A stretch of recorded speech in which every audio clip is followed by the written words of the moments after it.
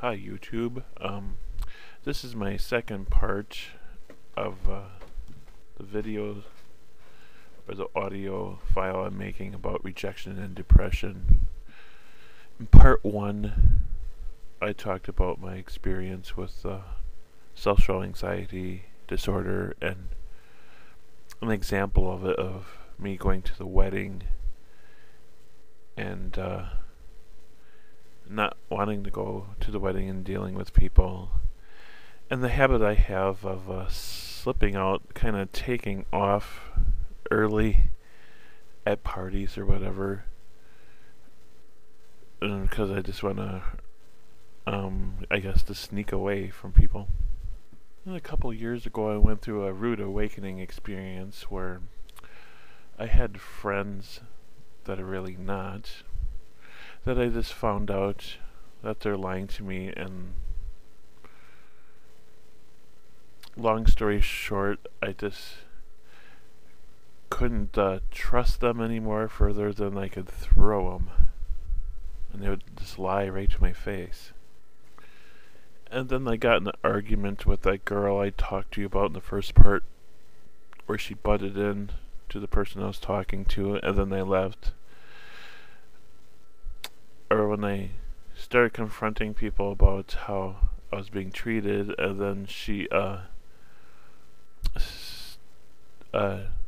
defended them, and we got in a big argument, and I haven't talked to her since, and I just don't like her.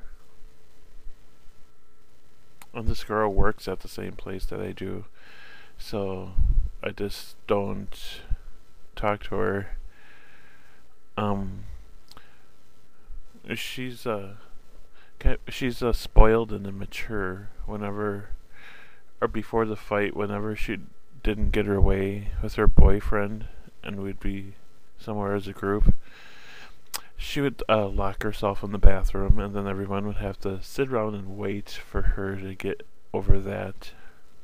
Or another thing she would do is, if we were somewhere, she would just lock herself in the vehicle.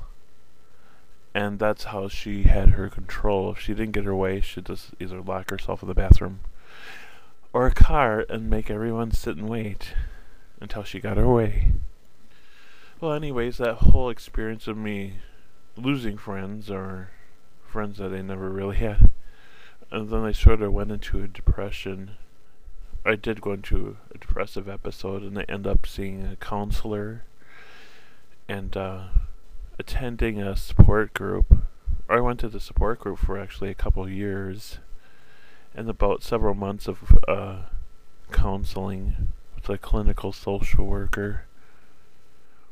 And then another thing that I used to get through this situation is spirituality. I got interested in Sylvia Browne, and I read some of her books, and I got interested in Doreen Virtue, and I listened to her and Sylvia Browne's radio shows. They have like a weekly radio show on HeyHouseRadio.com, and they talk about dealing with life situations. And then with Sylvia Browne, she talks about when you come into this life that you actually pre-picked a theme for your life before you actually come here to Earth to live your life. And possibly one of my themes is probably rejection, just as maybe some other people on YouTube who talk about being rejected, that either their main theme or a sub theme is having to deal with rejection, and that you kind of sign up for it before you're born into this life, and you come down here and experience it for God, or kind of like a lesson. And with Doreen Virtue, she talks about being interactive with their angels.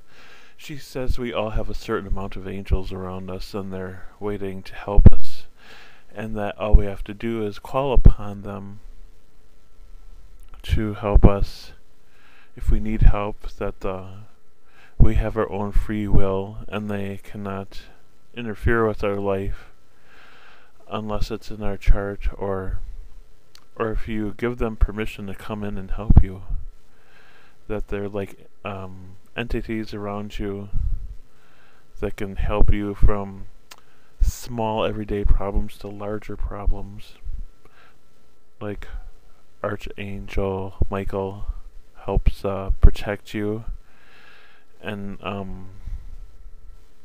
helps you be a strong person.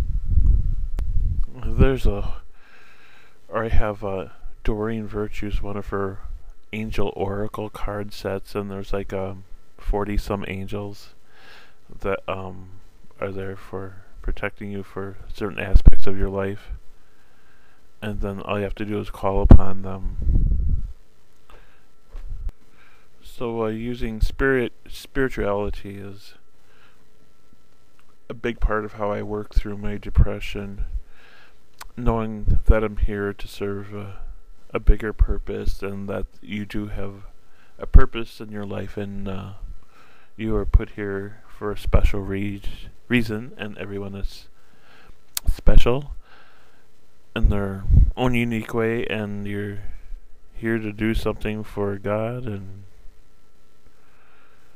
you just have to figure out what it is and go with it. And if you don't believe in specific gods, there's like people who just believe in the universe, just kind of like the universe controls everything, or if you put good things out into the universe, you probably get good things back. And if you do something bad, or like the saying, what goes around comes around, usually if you're nasty to people and or just do hurtful things, if you keep doing it, you may get away with it for a couple of years, but eventually it's gonna come around and bite you in the butt. So using spirituality kind of helps me put things into perspective. And I still do deal with rejection here on YouTube. There's always going to be those, what they call them, dark entities, or the ones that are just plain old nasty, and they're just here to make your life miserable. But then you just use your light, your goodness, to outpower them. Just like Angie Anything did recently, she lit a candle and used that as your light, your source of comfort and strength, and it's like symbolizes